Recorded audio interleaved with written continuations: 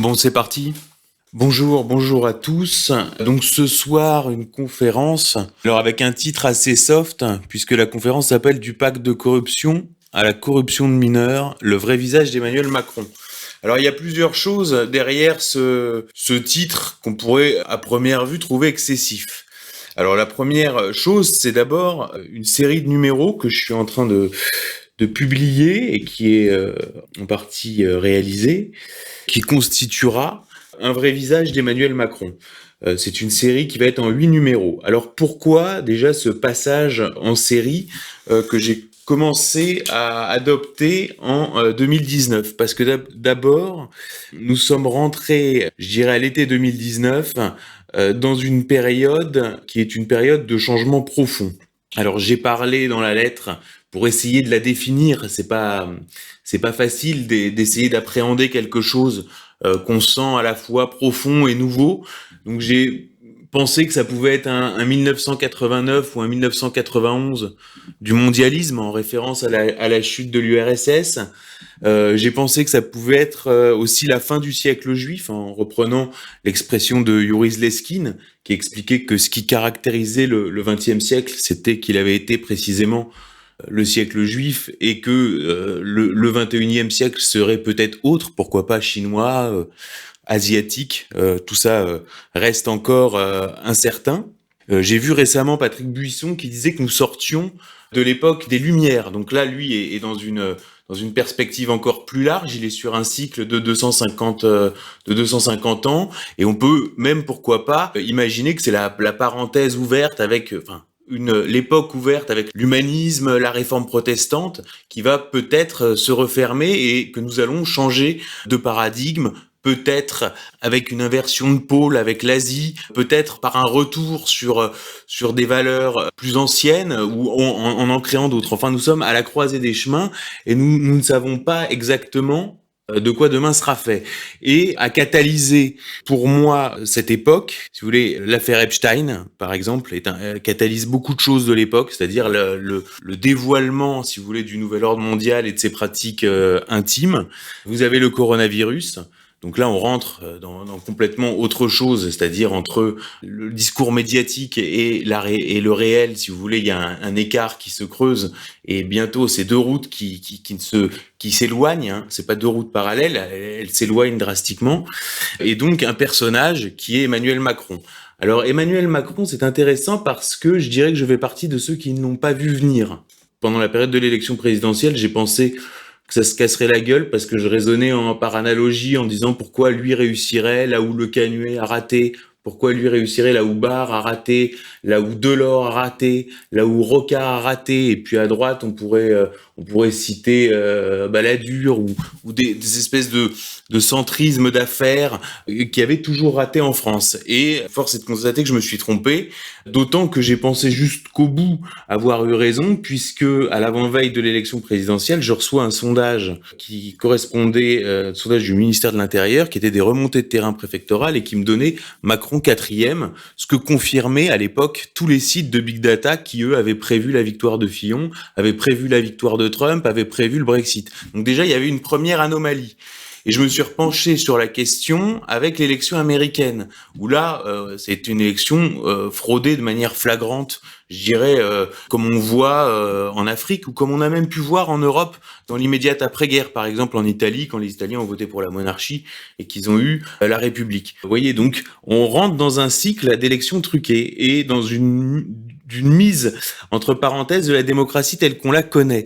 Alors cela dit, il faut bien avoir en tête que la démocratie telle qu'on la connaît, nous la connaissons, les Anglais la connaissent, les Américains la connaissent de longue date, mais si on prend nos voisins immédiats, l'Allemagne de l'Est, par exemple, c'est les années 90, l'Espagne, c'est la fin des années 70, le Portugal, c'est la fin des années 70, donc en fait, c'est un système extrêmement réduit dans le temps et dans l'espace. Et donc, il n'est pas du tout impossible qu'on en sorte. Et donc, je me suis dit, est-ce que Macron est pas là pour rester finalement? Et je me suis souvent dit, il finira pas son quinquennat quand il y a eu les gilets jaunes, quand il y a eu des événements. Et puis, je me dis, bon, les forces qui sont à l'œuvre derrière lui, malgré tout, veulent se maintenir au pouvoir. Et est-ce que dans l'immédiat, elles ne vont pas arriver à se maintenir derrière Macron?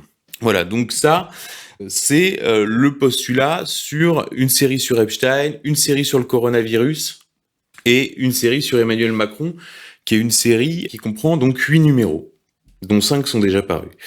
Donc il y a l'expression vrai visage, donc ça indique que c'est une biographie.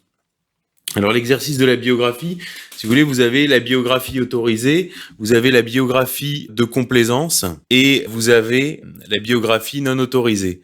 L'idée là, c'est évidemment de faire une biographie non autorisée, c'est-à-dire d'essayer de voir les angles, les arrangements avec la vérité, d'essayer de détecter ce qui relève de ce qu'on appelle le storytelling, pour ainsi dire, ce qui a été embelli. Et ce qui est très étonnant, je vais prendre un exemple très simple. Par exemple, Nicolas Sarkozy se définissait comme un petit Français de sang mêlé, issu d'un milieu assez modeste. Ce qui était faux. Il était issu plutôt de la bonne bourgeoisie. Mais si vous voulez, dans sa perception d'enfant, comme fils de divorcé dans les années 60, avec des parents qui étaient hongrois et juifs de Thessalonique, lui se sentait effectivement en rupture par rapport au milieu de l'Ouest parisien de l'époque. Donc si vous voulez, c'est pas vrai ce qu'il dit, mais il a pu le ressentir comme ça. Si vous voulez, c'est exactement comme Manuel Valls par rapport à la question du franquisme. C'est-à-dire qu'il n'était pas anti-franquiste, il n'était pas franquiste, mais il pouvait laisser dire que, etc. Donc si vous voulez, on est sur des petits arrangements. La biographie d'Emmanuel Macron, ça n'a rien à voir. C'est une biographie où plus vous avancez, moins vous en savez, moins vous avez de certitude, plus tout est flou. Je pense que Marc Andevelde, qui a publié 2 livres sur Emmanuel Macron, et qui a quand même pas mal bossé sur lui, fait ressortir 2 traits, c'est l'ambiguïté et la manipulation. Alors, par exemple, une chose toute simple, on n'a pas de photo d'Emmanuel Macron en culotte courte. C'est-à-dire on n'a pas de photo de lui avant 12 ans, cette photo où il est sur un pupitre. Un pupitre, on ne sait pas à quelle occasion d'ailleurs, et on n'a pas de photo de lui avant. On n'a pas les photos en culotte courte avec ses parents, etc. On a très peu d'informations. Même ses rares amis disent qu'il n'en parle jamais. Donc c'est un président qui n'a pas d'enfance. Brigitte, c'est pareil. Brigitte, on a très peu de photos d'elle. On a une photo de famille qui date de la fin des années 60, dont on est prié de croire, si vous voulez, et on a ensuite des photos qui datent de la fin des années 80, mais on n'a pas de photo d'elle enceinte. C'est bizarre, c'est une femme qui a eu, quand on nous dit qu'elle a eu 3 enfants, on pourrait nous la montrer enceinte, on pourrait nous raconter son histoire avant, etc. Cette histoire pourrait être racontée, des photos pourraient être montrées, or on nous montre rien. Et tout en fait commence lors de leur rencontre, et qui est une histoire donc de corruption de mineurs. Alors je vais donner un exemple sur les choses très étranges qu'on peut lire dans la presse sur Emmanuel Macron. Alors là, je prends un exemple, c'est un article du Monde, du 10 novembre 2018, qui est publié 2 ans après le décès d'Henri Herman. Donc cet article s'appelle « Le vieil homme et le futur président ».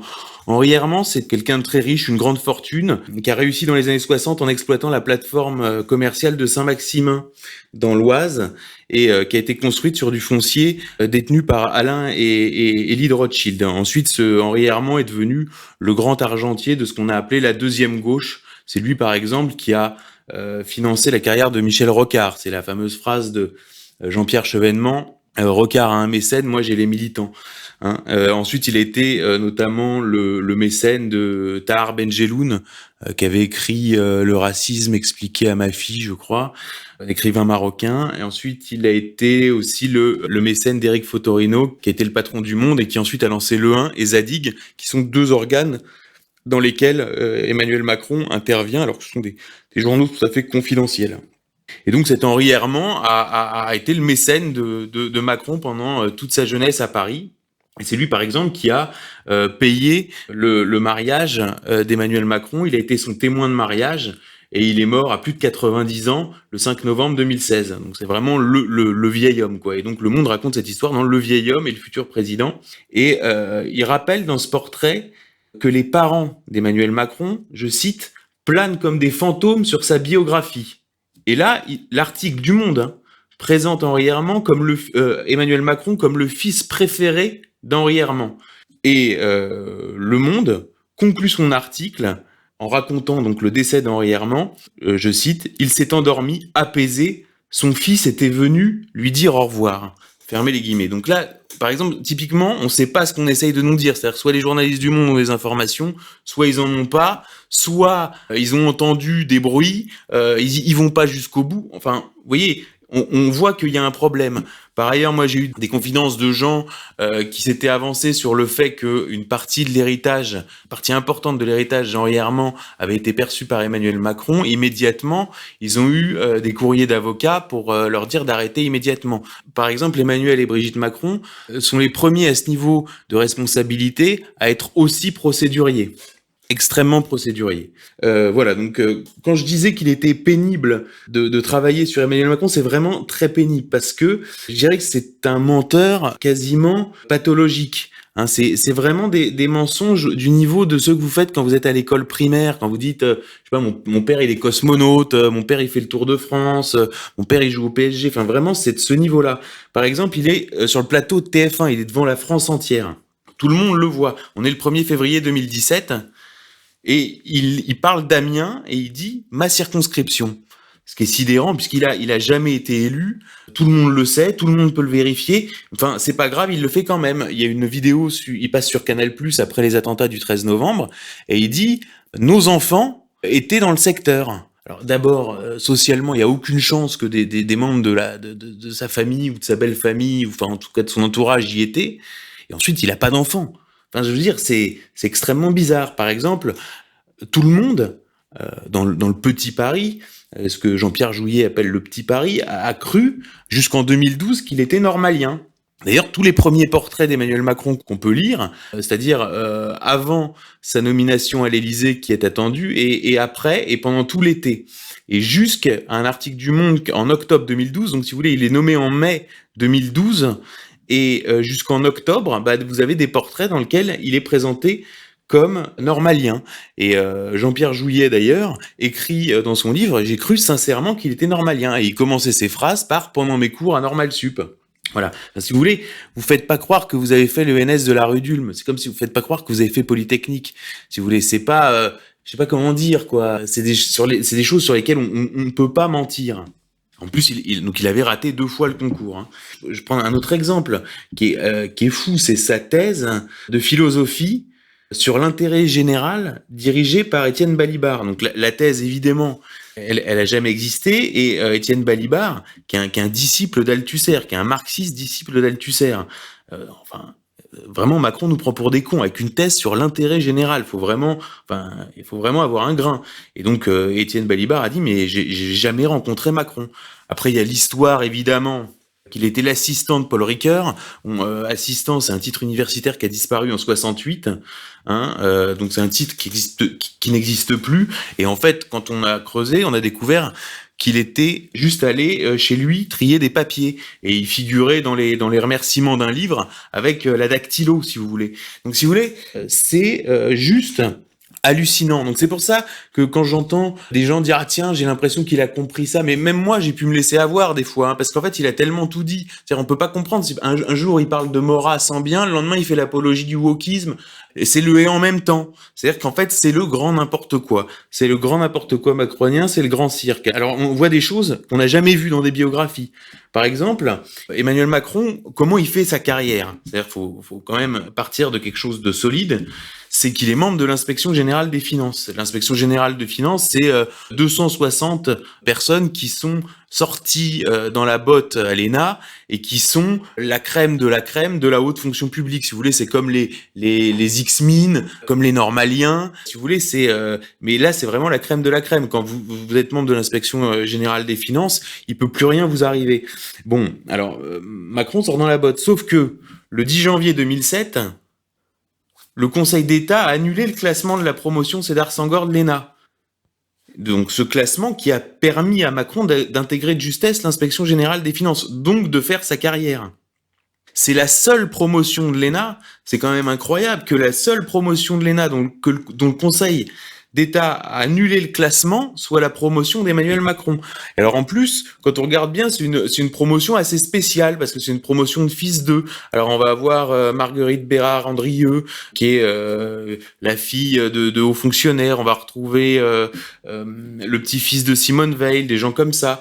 Enfin voilà. Et donc Emmanuel Macron sort de cette promo, donc classement est pas validé. Donc officiellement, Emmanuel Macron, qui doit toute sa carrière au fait d'être membre de l'Inspection générale des finances, n'est pas membre de l'Inspection générale des finances puisque le Conseil d'État a annulé le classement. Alors cette décision n'a pas d'effet, mais on sent qu'il y a dû avoir du tirage, je dirais, au sommet de la haute fonction publique pour que ce classement soit annulé. Donc là, il y a un mystère, il y a une histoire à raconter. Alors d'ailleurs, le contre-feu a déjà été raconté. C'est l'histoire des mutins de Sangor. C'est-à-dire que là, on est prié de croire que, alors je sais pas, hein, que en fait les élèves auraient demandé au Conseil d'État d'annuler le classement. Alors est-ce que ces élèves pourquoi ils ont demandé d'annuler le classement? Est-ce qu'il y a un rapport avec Emmanuel Macron? Enfin tout ça est quand même étrange. Quoi qu'il en soit, hein, la seule promotion dont le classement a été invalidé par le Conseil d'État est la promotion d'Emmanuel Macron, celle qui lui a permis d'intégrer l'Inspection générale des finances. Je poursuis. Donc Macron fait carrière à l'Inspection générale des finances. Il est directement pris sous son aile par Alain Minc et Jean-Pierre Jouyet. Il occupe tout de suite des postes stratégiques au sein de l'Inspection générale des finances, rentre à la commission Attali, devient rapporteur général adjoint de la commission Attali, etc. Donc là, il est dans la fonction publique. On est en 2008, septembre 2008. D'accord ? Macron entre à la banque Rothschild. Et là, fait exceptionnel, du jamais vu, il est exempté de la procédure obligatoire, c'est-à-dire le placement en disponibilité de la fonction publique, avec publication de l'arrêt signé par le ministre au journal officiel. C'est-à-dire que quand Macron rentre chez Rothschild, il ne quitte pas la fonction publique. Hein, il est donc en fait, il n'a pas quitté l'Inspection générale des finances, dont d'ailleurs il est officiellement pas membre. Hein, et pendant toute la durée de son passage chez Rothschild, il n'a pas quitté la fonction publique entre 2008 et 2012. Donc quand il revient à l'Élysée comme conseiller économique, secrétaire général adjoint de l'Élysée, conseiller économique de François Hollande, il n'est pas réintégré dans la fonction publique. Et Marianne, qui a révélé l'affaire, en octobre 2014, a interrogé le président de la commission de déontologie de la fonction publique, qui dit « Je n'ai jamais vu ça ». Donc là, c'est la deuxième fois qu'on n'a jamais vu ça. Le classement, le rapport entre Rothschild et la fonction publique, etc. De la même façon, quand il revient à l'Élysée, est-ce qu'il est toujours chez Rothschild? On voit la première déposition à la Haute Autorité de Transparence pour la vie publique, qui est instaurée après l'affaire Cahuzac, où les hommes politiques doivent déclarer leur patrimoine, etc., leurs revenus, ce qui est un peu tarte à la crème. Et là, on lit dans sa déclaration de 2014, donc ça fait 2 ans officiellement qu'il a quitté la banque Rothschild, qui détient des titres ouverts dans des livres Rothschild & Co. Et là, il cite 185 parts de fonds de placement dans des PME, 31 936 €, entre parenthèses, fonds captifs proposés aux salariés de Rothschild & Co., souscription en mars 2012, etc. Donc là, vous avez un Macron qui est à l'Élysée depuis 2 ans et qui vient de rejoindre le ministère de l'économie et des finances et qui est toujours en lien d'intérêt avec Rothschild & Co. Et vous retrouvez, alors là c'est moins explicite, mais on comprend qu'en fait c'est le même fonds de placement dans la déclaration de 2016 et de 2017. Vous voyez, donc on est dans un flou absolument intégral. Et je prends que quelques exemples. Ensuite, il y a une dimension de manipulation qui est très importante. C'est-à-dire que dans le storytelling de Macron, quand il rejoint l'Élysée, on le présente comme le Mozart de la finance.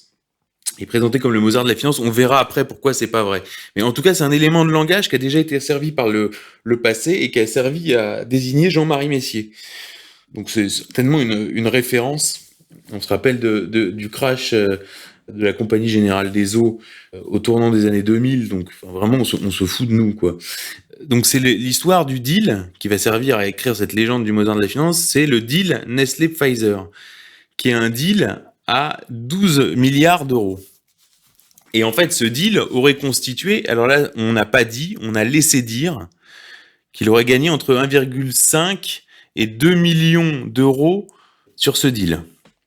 Et Quand ensuite il a présenté ses déclarations, il était quasiment ruiné. Donc il y avait les 3 millions d'euros de chez Rothschild qui avaient disparu.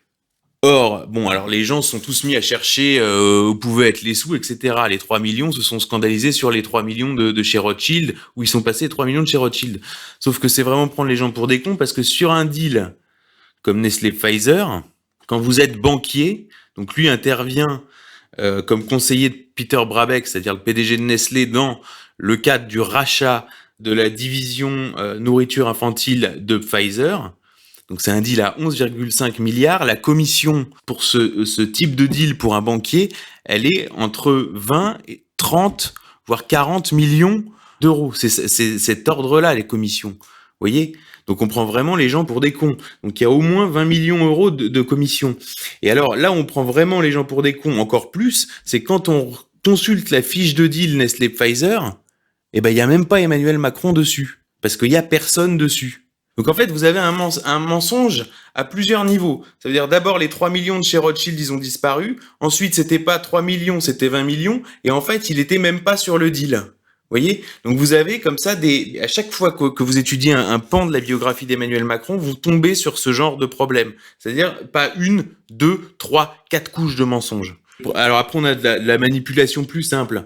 Par exemple, en 2010, Jean-Pierre Jouyet, qui était secrétaire général de l'Élysée sous François Hollande, qui est le meilleur copain de François Hollande, qui d'ailleurs a un point commun avec Macron, c'est qu'il doit sa place à l'inspection au fait que Hollande lui ait laissé sa place à l'inspection, parce qu'Hollande était jamais été un type en fait très compétitif, et lui, bon, il voulait se contenter de la Cour des comptes, et il a dit à Jean-Pierre Jouyet, tiens, rejoins l'inspection, je te laisse ma place au classement, ce qu'ils appellent l'amphi-garnison, c'est-à-dire le moment où ils choisissent leur corps d'affectation. Les énarques choisissent leur corps d'affectation en fonction de leur classement. Donc Jean-Pierre Jouyet peut être considéré comme le meilleur copain, sans doute avec Jean-Pierre Mignard, de François Hollande. Et donc, en 2010, Jouyet est convaincu de présenter Macron à Hollande, et ni Macron ni Hollande ne le démentent, sauf que ce que c'est pas Jouyet, c'est qu'Hollande et Macron se sont déjà rencontrés chez Jacques Attali 2 ans plus tôt. Deuxième exemple. On est en 2012, le lendemain de l'élection présidentielle, et là, Jean-Pierre Jouyet va voir Hollande et lui dit est-ce que tu faudrait que tu prennes Macron, il est vraiment bon Macron. Sauf que ce que c'est pas Jouyet, c'est que dès le mois de janvier 2012, le recrutement de Macron a été négocié par François Rebsamen, qui a été envoyé chez Bernard Attali, et les réseaux, donc le frère jumeau de Jacques Attali, et tous les réseaux qu'incarne parfaitement Bernard Attali ont grosso modo dit on soutient François Hollande à condition que Macron soit conseiller de François Hollande à l'économie. Donc en fait, le recrutement était déjà fait 5 mois plus tôt. Pareil en 2014, donc pour la 3e fois, Jean-Pierre Jouyet est convaincu d'avoir obtenu la nomination de Macron à Bercy, et Le Monde, dans un article sur Emmanuel Macron, explique que à cette époque, Macron est toujours cornaqué dans l'ombre par Attali et Alain Minc. Donc vous voyez, on est sur chaque étape sur du mensonge. Alors ce qui est sûr, c'est que on voit un personnage qui est capable de tenir absolument tous les discours, qui est quand même capable de faire croire aux uns et aux autres qu'il peut être un allié. On l'a vu faire un peu la roue devant Poutine, on l'a vu faire la roue devant les Iraniens. Au bout d'un moment, il s'est même mis à parler de l'État profond. Enfin, vous voyez, il couvre le champ intégralement. C'est-à-dire, il fait de Philippe de Villiers jusqu'au wokisme. Il peut tout faire. Donc, c'est un contenant. C'est pas un contenu. Et il peut tout contenir. Vous voyez, et on voit, malgré tout cet enchevêtrement de mensonges, ce que le Wall Street Journal a appelé une ascension programmée. C'est-à-dire que vraiment, il donne l'impression d'avoir été fabriqué en laboratoire et effectivement d'être intégralement piloté et programmé. Et ça, sourcé par le Wall Street Journal. Voilà. Alors, je vais citer... donc là, on commence à voir Macron au pouvoir, et je vais citer 2 citations qui résument à peu près son action à la tête de la France. 2 citations de journalistes de gauche. Hein. Le premier, donc Marc Vandevelde dans Le Grand Manipulateur, écrit « Derrière sa posture hyper présidentielle, Macron continue souvent de se comporter comme un banquier d'affaires. Avec son secrétaire général Alexis Kohler, il s'est attaché dès son arrivée à intervenir directement sur différents mécanos industriels. Énergie, privatisation, médias, armement, le président agit sur bien des dossiers sensibles à l'ombre des portes dorées de l'Élysée et sans aucun contrôle. Jamais ces sujets ne sont réellement débattus dans l'espace public, ni dans les médias, ni au Parlement, devenu une simple chambre d'enregistrement. Ils sont pourtant cruciaux quant à l'avenir de la France. Ce jeune président qui promeut les va-et-vient entre public et privé, entre haute fonction publique et grandes multinationales, semble particulièrement ambivalent quant à la notion d'intérêt général. Derrière les belles paroles, les beaux discours, de nombreuses décisions sont prises uniquement en fonction des intérêts de lobby. Maintenant, je cite Martine Orange, citation plus courte de Mediapart, mais qui recoupe assez bien. Elle écrit « Au-delà du cas Alstom, qui risque de revenir hanter la présidence pendant longtemps, les exemples abondent de ces opérations voulues par Emmanuel Macron qui, hasard, ont été faites au détriment des intérêts français, même quand les positions françaises étaient les plus fortes. Quand toutes les grandes manœuvres aboutissent systématiquement à dépouiller les activités de la France, il y a quelques raisons de s'étonner. » Là, c'est Mediapart, c'est pas des super nationalistes, hein, vous voyez.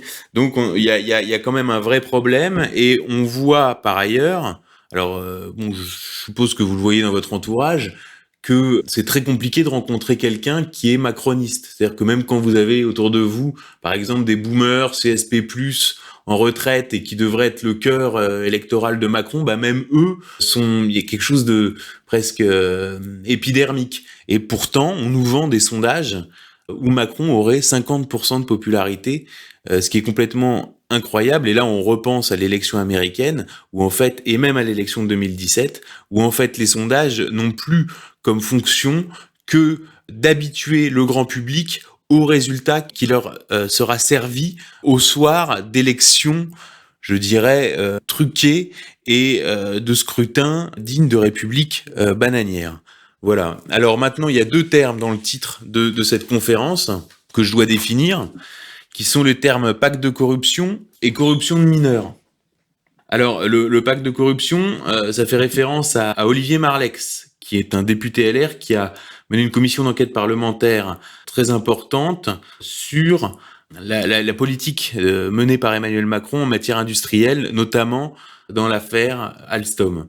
Et lui a expliqué, je cite dans Le Monde, se questionner très clairement sur un lien éventuel entre le rôle joué par Emmanuel Macron dans plusieurs dossiers industriels et le financement de sa campagne. Et donc en dénonçant un pacte de corruption. Alors là, je vais citer ce que c'est qu'un pacte de corruption. Donc la corruption est un comportement pénalement répréhensible par lequel une personne, le corrompu, sollicite, agrée ou accepte un don, une offre ou une promesse, des présents ou des avantages quelconques en vue d'accomplir, de retarder ou d'omettre d'accomplir un acte entrant d'une façon directe ou indirecte dans le cadre de ses fonctions. La corruption se traduit par un accord, le pacte de corruption, entre le corrompu et le corrupteur. L'existence même de cet accord est constitutive de l'infraction sans qu'il soit nécessaire de s'attacher à ses effets. Il doit néanmoins exister un lien de causalité entre l'action ou l'abstention attendue et la contrepartie dont va bénéficier le corrompu. C'est parce qu'il va obtenir quelque chose que celui-ci va agir ou s'abstenir. Voilà, donc ça c'est la définition d'un pacte de corruption. Et maintenant la définition de la corruption de mineurs. La corruption de mineurs, c'est le fait de favoriser ou de tenter de favoriser la corruption d'un mineur. Donc c'est puni de 5 ans de prison et de 75 000 euros d'amende. La peine est portée à 7 ans d'emprisonnement et 100 000 euros d'amende lorsque les faits sont commis dans les établissements d'enseignement ou d'éducation ou dans les locaux de l'administration ainsi que lors des entrées ou des sorties des élèves ou du public ou dans un temps très voisin de celle-ci aux abords de ces établissements ou locaux. La peine est portée à 10 ans d'emprisonnement et 1 million d'euros d'amende lorsque les faits ont été commis en bande organisée ou à l'encontre d'un mineur de moins de 15 ans. Voilà, donc là, on a les deux angles qui se dégagent de la biographie d'Emmanuel Macron et qui sont deux choses sûres, parce que il y a pas beaucoup de choses sûres dans la biographie d'Emmanuel Macron, il n'y a pas beaucoup de faits établis, c'est vraiment, plus vous avancez, plus le sol se dérobe sous vos pieds, plus vous poussez les murs, moins il y a de murs porteurs, tous les murs s'effondrent, enfin il y a rien qui tient, et après vous vous mettez à creuser pour voir s'il y a des fondations, et vous les trouvez jamais. Donc c'est une bio complètement incroyable. Mais le seule chose qui est sûre, c'est qu'il y a pacte de corruption et qu'il y a corruption de mineurs. C'est les deux seules choses de sûres. Donc c'est pour ça que sur mon vrai visage d'Emmanuel Macron, j'ai voulu avancer sur ces deux angles. Donc on va pouvoir commencer avec l'affaire Alstom, qui est une affaire très intéressante parce que là encore, on retrouve les différents niveaux de mensonges, c'est-à-dire les différentes couches. Il y a différentes couches de mensonges. Et la commission Marlex a fait une découverte complètement sensationnelle, mais dont elle n'a pas forcément tiré les conclusions. Alors je vais expliquer d'abord, pour ceux qui connaîtraient pas rapidement, l'affaire Alstom. Donc Alstom, c'est ce qu'on appelle un fleuron de l'industrie française. Donc, la branche, il n'y a qu'une branche ferroviaire et une branche énergie. Ce qui est la branche ferroviaire, bon, c'est la plus connue puisque effectivement tout le monde est amené à fréquenter des trains Alstom.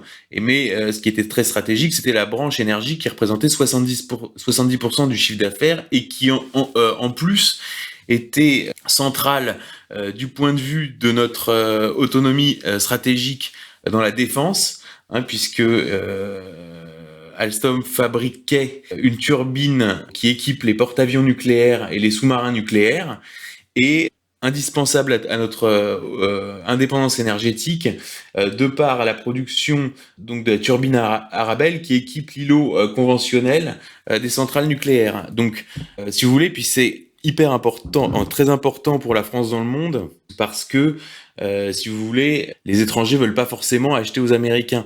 Et puis il y a la question des pièces de rechange, donc il y a la question des pièces de rechange et la question de l'autonomie et la question de la place de la France dans le monde. Si vous voulez, par exemple, LVMH, le luxe, le lifestyle, etc., c'est sympa, mais si vous voulez, c'est pas avec ça que vous vous asseyez à la table des grands. C'est pas avec ça que vous jouez en première division. Vous jouez en première division avec la turbine Arabelle, parce que ça vous permet de traiter directement avec les Chinois, ça vous permet de traiter directement avec les Russes. Enfin, ça vous permet, comme on dit, de jouer en première division. Et qu'est-ce que fait Macron le 5 novembre 2014 ? C'est-à-dire que ça fait depuis le mois d'août, il arrive fin août 2014 au ministère de l'économie, et il valide la vente de la branche énergie d'Alstom à l'américain General Electric. Donc ça, c'est son premier fait d'armes comme ministre de l'économie. Et alors, il y a une première version, si vous voulez. Alors, le premier mensonge, bon, si vous voulez, c'est la première couche de mensonge, mais on vous demande même pas d'y croire. C'est-à-dire que c'est l'idée que Alstom n'aurait pas la taille critique et que il faudrait faire une fusion pour avoir la taille dans la mondialisation. C'est exactement le même argument qu'on nous vend sur l'Union européenne en ne disant jamais que, par exemple, la France a le premier espace maritime du monde, la francophonie, enfin, il y a plein d'autres atouts, et que là, en l'occurrence, la branche de General Electric dans le même secteur qu'Alstom représentait à peu près le même poids. Donc là, c'est l'argument de la taille critique, si vous voulez, c'est comme sur la guerre en Libye, quand on vous dit on va sauver les populations de Benghazi, ou sur la guerre d'Irak, il y a des armes de destruction massive, si vous voulez. C'est la première couche, on vous demande même pas d'y croire, quoi. C'est bon, c'est une première couche, quoi. Comme ça, on avance avec déjà un premier mensonge. Et ensuite, on a une deuxième couche de mensonge qui est plus subtile et qui, là, est intéressante parce qu'elle produit un dégât collatéral. Et c'est là que c'est vraiment grave. C'est l'idée qu'en fait Patrick Cron, donc le PDG d'Alstom, aurait vendu sous la menace du département de la justice des États-Unis qui visait Alstom dans une affaire de corruption en Indonésie sur un marché indonésien, qui sont des marchés où en fait la corruption est quasi un passage obligé. Et donc, ce haut cadre de Alstom, Frédéric Pierucci, qui venait d'être nommé président de la division, patron monde de la division chaudière, donc ce qui était une incitation au voyage, ce qui devait l'emmener à voyager de par le monde, Frédéric Pierucci s'est retrouvé arrêté en avril 2013 et incarcéré 25 mois dans une prison américaine. Et si vous voulez, on est prié de croire à partir de là un récit selon lequel les actions du département de la justice des États-Unis rythment le processus de vente et poussent Patrick Cron à la vente. Or, ce que va découvrir la commission Marlex, c'est que donc là la date clé c'est avril 2013. Et en fait, en faisant une découverte qui a été rapportée par le Canard enchaîné, d'ailleurs ça n'a pas fait autant de bruit que l'affaire Fillon, c'est bien dommage, donc je vais vous lire l'article du Canard enchaîné. Emmanuel Macron était depuis longtemps à la manœuvre. donc sur l'affaire Alstom General Electric. 18 mois avant la dépêche de Bloomberg du 23 avril 2014, donc c'est la dépêche qui officialise la vente, ou en tout cas l'avancée de la vente. Dans le plus grand secret, il avait commandé au cabinet américain Hattie Kearney un rapport qui fixait déjà dans les grandes lignes, le démantèlement du groupe français. Le 23 octobre 2012. Le 23 octobre 2012. Donc on est bien avant le début des poursuites du DOJ. Macron avait demandé à l'Agence des participations de l'État un rapport sur la situation d'Alstom. L'APE, sans en avertir Montebourg, pourtant son ministre de tutelle, lance alors un appel d'offres secret selon une procédure d'urgence prévoyant une réponse sous 3 jours. C'est un cabinet américain qui l'emporte. La mission était, selon un responsable de la société entendu par la commission d'enquête, de traiter de manière préventive une éventuelle sortie de Bouygues du capital d'Alstom. À chaque étage de l'opération se trouve la maison Rothschild, banquier historique tant de Bouygues depuis 21 ans que d'Alstom depuis 14 ans, et employeur de Macron jusqu'en 2012. On reste en famille. Pour éviter toute fuite, les 2 principaux acteurs de l'opération sont affublés de pseudonymes tout au long des 177 pages du rapport. Alstom est rebaptisé Lewis et Bouygues Ou. Le rapport rendu le 13 janvier 2013. Donc là, on est 4 mois avant l'arrestation de Frédéric Pierucci. Frappé du tampon secret, se penche sur les acquéreurs potentiels et donne sa préférence à General Electric. Montebourg a tellement peu connaissance du rapport qu'il en commande un lui-même sur le même sujet au cabinet Roland Berger, lequel rend sa copie le 19 avril 2014.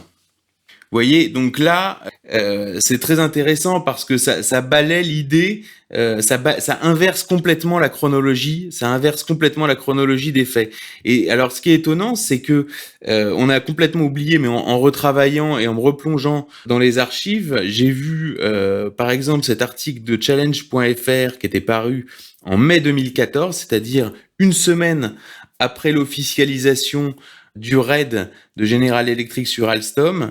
Et là, on lisait donc dans le Challenge, dès l'été 2012, General Electric reçoit les visites de banquiers d'affaires mandatés, venus pour discuter d'un rachat du ticket de Bouygues dans Alstom. Et l'article insiste quelques lignes plus loin, ce n'est d'ailleurs pas un hasard si General Electric reçoit dès l'été 2012 les premières visites de banquiers d'affaires venus discuter d'un rachat du ticket de Bouygues dans Alstom.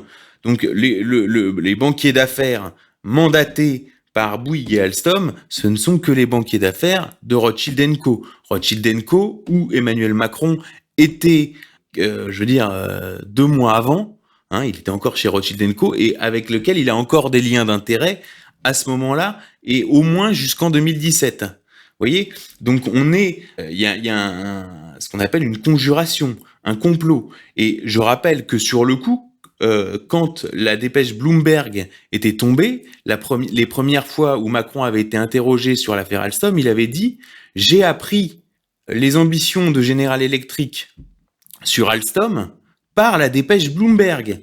Donc il prétend, dans un premier temps, avoir appris ça le 23 avril 2014. Et je rappelle que devant la commission Marlex, où l'état-major de Rothschild a été entendu, David de Rothschild, son bras droit Grégoire Chertok, Nicolas Bonneau qui s'occupait de l'affaire, et puis il y avait la directrice de communication de la banque, qui est pas une banque en fait, c'est de l'intermédiation financière. Parce qu'une banque ça prête de l'argent ou ça investit, là c'est que de l'intermédiation financière. Donc déjà le titre banquier d'affaires est déjà abusif, mais bon, passons.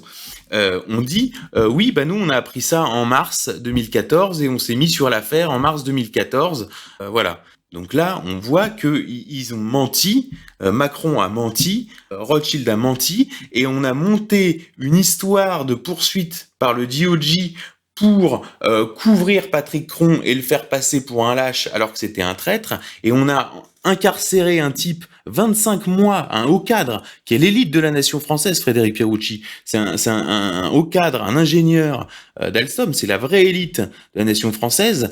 Ils l'ont fait incarcérer 25 mois dans les prisons de haute sécurité de la côte Est, c'est le goulag, quoi. C'est-à-dire que le travail est rémunéré 10 cents de l'heure. Il raconte un truc complètement sidérant. Enfin, on est vraiment dans les séries américaines, quoi. Il raconte, vous êtes au milieu des gangs ethniques, il y a les suicides, les meurtres, etc. Enfin, le type, il est vraiment au fond du trou et il raconte, par exemple, que vous êtes obligé d'acheter des gobelets parce qu'en fait, ils ne vous donnent de l'eau que sous forme d'eau chaude ou sous forme de glaçons.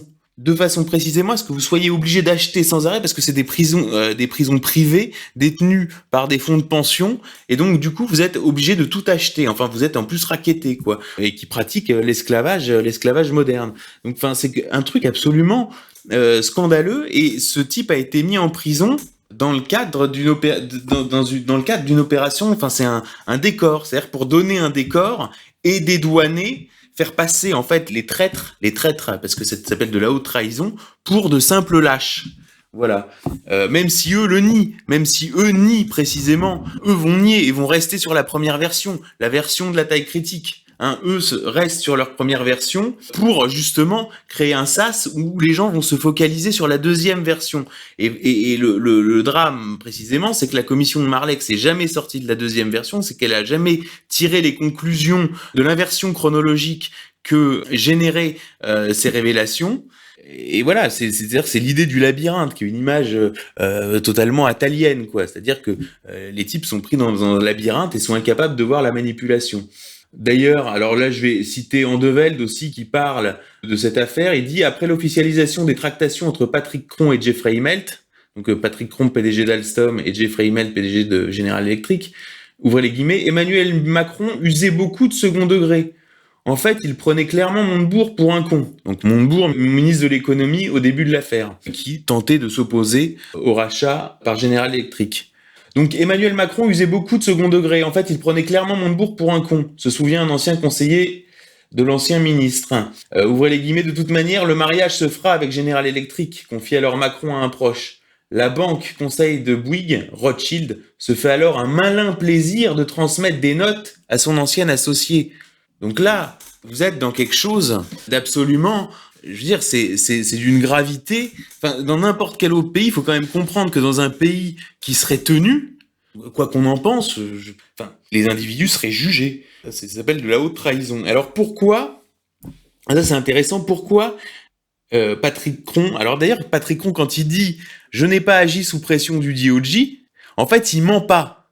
C'est ça qui est intéressant, c'est que les trois couches de mensonges font que ceux qui ont dépassé la première couche vont essayer de rabattre Patrick Cron sur la deuxième, alors que lui est déjà dans la troisième. Et pourquoi il reconnaîtra jamais la deuxième? C'est parce que en fait, quand on regarde, alors c'est pareil, c'est un article de Challenge qui a été supprimé, vous voyez, et qui souligne, qui rapporte des délits d'initiés. Hein, alors, je cite, donc donc c'est un article supprimé. Hein, donc je rapporte ce qui était dit. Donc quand les poursuites du DOJ sont révélées à la fin mars 2014, le cours d'Alstom chute de 4,87%. Et là, Challenge note de bien étranges mouvements qui entourent la dépêche de Bloomberg révélant cette fois la vente d'Alstom à General Electric. Ouvrez les guillemets. Le titre Alstom s'est réveillé dès le 16 avril et s'est affolé le 23 avril. Donc là, il se réveille le 16 avril et le 23 avril, c'est la publication de la dépêche. Donc là, vous avez 16, 17, 18, 19, 20, 21, 22, 23. Donc vous avez une semaine avant la publication de la dépêche, le titre s'est réveillé. Donc ça veut dire qu'il y a des initiés. Avec une hausse de 4% dans un volume anormal de près de 6 millions d'actions. 6 millions d'actions. Alors, qui était au courant avant le 24 avril? Point d'interrogation. Donc là, c'est Challenge, hein, c'est pas Xavier Poussard. Hein. Alors, qui était au courant avant le 24 avril? Point d'interrogation. Les PDG d'Alstom et General Electric, bien sûr, avec leurs gardes rapprochés, certains administrateurs, les banquiers d'affaires, Rothschild, Bank of America Merrill Lynch, Lazard, Crédit Suisse, des avocats notamment chez Bredin-Pras et Darrois. Donc voilà, là on y est quoi, c'est-à-dire que vous avez tout. Et ce qui est dingue, c'est que vous avez Frédéric Pierucci qui lui a passé 25 mois en prison et à qui ensuite on fait écrire un livre avec Mathieu Aron, qui est un type qui a commencé en couvrant le procès Papon, en disant qu'il y avait crime contre l'humanité sur France Inter à la fin des années 90, qui a fait tout le chemin dans la hiérarchie Radio France, qui est vraiment un fonctionnaire du ministère de la Vérité et qui en plus a de multiples liens avec la communauté organisée qui est en tant que communauté organisée, en tant qu'organisation politique qui est impliquée à fond dans cette affaire. Et ben c'est lui qui coécrit le livre de Mathieu Aron. Et à de multiples reprises, il induit en erreur. C'est-à-dire qu'il reprend les premiers mensonges publiés sur le rapport Daté-Cartnet en le datant mal. Le mensonge d'un Arnaud Montebourg qui aurait démissionné du ministère de l'économie alors qu'il s'est fait limoger, etc., etc. Donc, si vous voulez, Frédéric Pierucci, lui, est dans l'incapacité de comprendre ce qui lui est arrivé.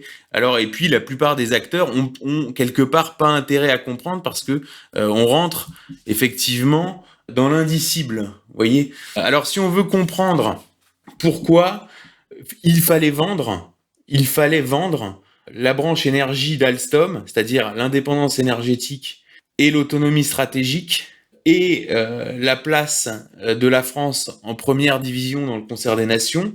Pourquoi il fallait absolument s'en débarrasser après la réintégration de la France dans le commandement intégré de l'OTAN, après des tas d'opérations en fait. Mais si vous voulez, celle-là, elle est quand même un peu fort de café, si vous voulez. Et alors, pourquoi ? Parce que là, je me suis référé à des documents. Alors, ce qui est intéressant, c'est que celui qui a vendu la mèche, dans un documentaire qui a été diffusé le soir sur LCP et qui a quand même été primé par le Sénat, un documentaire qui est passé vraiment en fin de soirée. Je veux dire, ils ont pas eu droit à envoyé spécial, pas eu droit à complément d'enquête. Non, ils ont eu droit à LCP à je ne sais quelle heure. Enfin bref. Et donc Alain Juillet, qui était directeur du renseignement à la DGSE, a expliqué que toutes les grandes affaires qui mettaient aux prises des entreprises stratégiques françaises avec le département de la justice étaient des entreprises qui étaient en commerce avec l'Iran. Hein ? Alors là, ça devient intéressant. Et dans les Wikileaks, qu'il faut absolument consulter parce que c'est un outil de travail que les gens utilisent trop peu, on a ce qui s'appelle les Global Intelligence Files. Et dans ces Global Intelligence Files, vous trouvez une correspondance interne à Stratfor. Alors Stratfor, c'est un cabinet d'analyse qui est lié à la CIA et qui s'auto-présente comme la CIA fantôme ou la CIA clandestine. Et en 2010, ils établissent une liste des entreprises en lien avec l'Iran, qui commercent avec l'Iran, et vous prenez cette liste et vous regardez toutes les actions qui ont été menées par le département de la justice au titre de la lutte anticorruption sur 2010, 2000 jusqu'à aujourd'hui, et vous avez toute la liste de Stratfor. C'est-à-dire que c'est le plan. C'est-à-dire que vous lisez et ça donne la colonne vertébrale, la cohérence à toute l'action du département de la justice. Et j'ajoute que le Stratfor, quand vous regardez les correspondances, correspond avec une organisation qui est située à Washington, qui a des bureaux à Paris, qui s'appelle United Against Nuclear Iran. Et alors c'est une société, j'y reviendrai tout à l'heure, mais qui menace, avec l'aide de barbouzes israéliennes liées à Black Cube. Black Cube, c'est un cabinet barbouzard lié au Mossad qui a été mis en lumière, si vous voulez, dans l'affaire Weinstein. Parce que cette officine menaçait les journalistes, tentait de révéler l'affaire Weinstein et menaçait les plaignantes. Et c'est Ronan Farrow, donc qui est soi-disant le fils de Woody Allen, alors qu'en fait c'est le fils de Frank Sinatra, mais enfin peu importe, et qui fait des bons articles dans le New Yorker en particulier, qui a sorti cette affaire. Et donc cette officine barbouzarde israélienne a été mandatée donc par United Against Nuclear Iran pour menacer les patrons du CAC 40 qui font des affaires avec l'Iran. Donc ce qu'il faut bien comprendre, c'est que, je vais essayer d'être très clair, par exemple on a tous en tête Hulcan ou Grégory Shelley qui va harceler des gens qu'il juge soit antisémites, soit antisionistes. Mais ça va de la gauche à la droite, enfin ça a été Alain Soral, ça a été un type de rue 89 d'ailleurs qui a perdu son père dans des circonstances tragiques, alors que bon, c'était un type qui à mon avis qui a pas plus éloigné de l'antisémitisme. Je vois pas un type de rue 89 en Asie, quoi. Bon, ce type-là, il s'est fait tuer son père, quoi, voilà. Donc, en fait, ce qu'il faut comprendre, c'est que les patrons du CAC 40, ça, ça a été vraiment une découverte que j'ai fait en travaillant sur ce dossier, se font menacer de la même façon. c'est-à-dire vous reçoivent une lettre de menace, si vous continuez à faire du business avec l'Iran. Alors ils prenaient les listes parce qu'il y a eu l'ouverture hein, à l'Iran, qui a été un événement important en 2015. Et donc il y a eu une grande délégation du MEDEF et ils ont pris la liste des types qui étaient dans la délégation du MEDEF et ils les ont appelés et ils ont menacé les patrons du CAC 40, ce qui est complètement hallucinant. Et alors, derrière ce United Against Nuclear Iran, alors je vais être très simple, on retrouve exactement le réseau Epstein, d'accord? Et vous retrouvez, et c'est dirigé par un type qui s'appelle Thomas Kaplan. Alors vous googlisez Thomas Kaplan, les gens ne connaissent pas du tout, mais vous googlisez, alors vous tombez que le type c'est un collectionneur de Rembrandt et un un militant écologiste qui défend les félins. Vous voyez? Alors, c'est quand même hallucinant. Et alors, vous creusez un peu, et là, vous découvrez en fait toutes des officines liées au Mossad, et surtout que il a un conseil consultatif dans son ONG de défense des félins. Vous allez retrouver un gars du Mossad qui a été mêlé dans une affaire liée à la disparition, on va dire, d'un cousin de Thomas Kaplan avec qui il était en procès. Donc, le type a été déclaré mort. Donc, enfin, on est face à des tueurs à gages, quoi. Et dans cette officine, vous retrouvez Aurélien Le Chevalier, qui était le Sherpa d'Emmanuel Macron et qui a été membre de sa promo. Vous retrouvez Jean-David Lévy, qui était le Sherpa de Nicolas Sarkozy. Vous retrouvez tous ceux qui ont exercé des fonctions dans la diplomatie, notamment l'ambassadeur de France aux États-Unis, qui lui a remis la Légion d'honneur à Thomas Kaplan pendant le raid de General Electric sur Alstom, donc qui a remis la Légion d'honneur et qui s'est déplacé donc de Washington à New York dans le centre communautaire juif qu'a dirigé Thomas Kaplan et dont il est toujours administrateur avec un des fils Bronfman pour lui remettre la Légion d'honneur. Enfin, je ne sais pas si vous voyez à quel niveau en sont nos élites soi-disant laïques et républicaines, quoi. Il y a rien qui va, quoi. Il y a tout qui déconne. Et ça, c'est vraiment là, je vous dis, c'est vraiment la partie émergée de l'iceberg, quoi. Donc voilà. Alors sur ce qui est intéressant, c'est que Macron, lui, dès son arrivée à l'Élysée, a joué à fond la carte, genre je suis le copain des Iraniens, en prenant le contre-pied de Donald Trump qui lui avait cassé l'accord. Alors cela dit, il a envoyé un signal, d'ailleurs qui est assez remarquable, qui est le signal du triomphe de Mardochée. Je m'explique.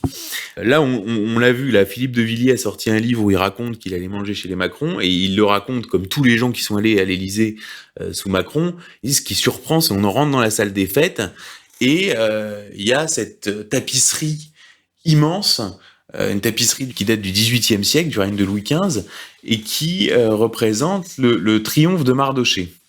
Et alors, ça détonne parce que la plupart du temps, les Macron sont plutôt dans de la déco contemporaine. Enfin, honnêtement, regardez les photos de l'Élysée sous Macron, c'est un jeu de massacre, quoi. Puis alors, c'est vraiment pas... Enfin, je veux dire, ça peut être contemporain et pas mal. Mais là, c'est genre du Richard Orlinski. Enfin, c'est vraiment catastrophique, quoi.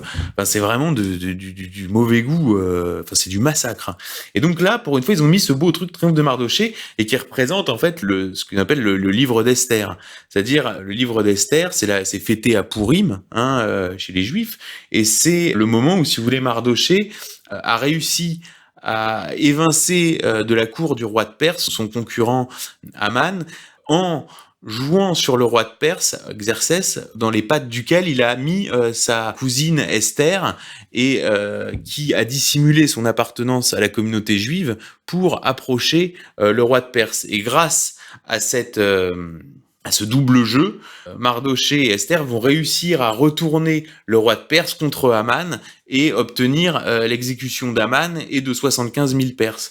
Donc c'est un mode d'emploi, si vous voulez, d'action pour l'État d'Israël. D'ailleurs, en 2017, au moment de Pourim, Netanyahou s'est rendu au Kremlin et a expliqué à Poutine qu'il fallait arrêter avec les Iraniens, et il lui a expliqué ça, il lui a expliqué ce que je viens de vous expliquer, Mardochée, Esther. Et Poutine lui a dit, mais attendez, on est au 21e siècle, il faut redescendre. Donc vous voyez, ces gens-là, il y a pas de, c'est l'abolition de l'espace-temps, si vous voulez.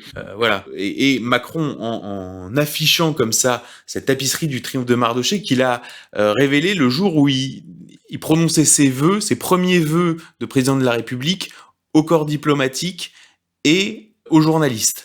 Donc là, il a fait passer ce qu'on appelle un message. Pour finir là-dessus, donc dans les entreprises, pour finir sur cet aspect-là, sur la question iranienne, sur les entreprises qui étaient citées par Stratfor et par United Against Nuclear Iran, on peut citer Alcatel-Lucent, donc qu'Emmanuel Macron a vendu, donc qui a été visé par le DOJ, forcé à un mariage avec Lucent, ça c'était préalable.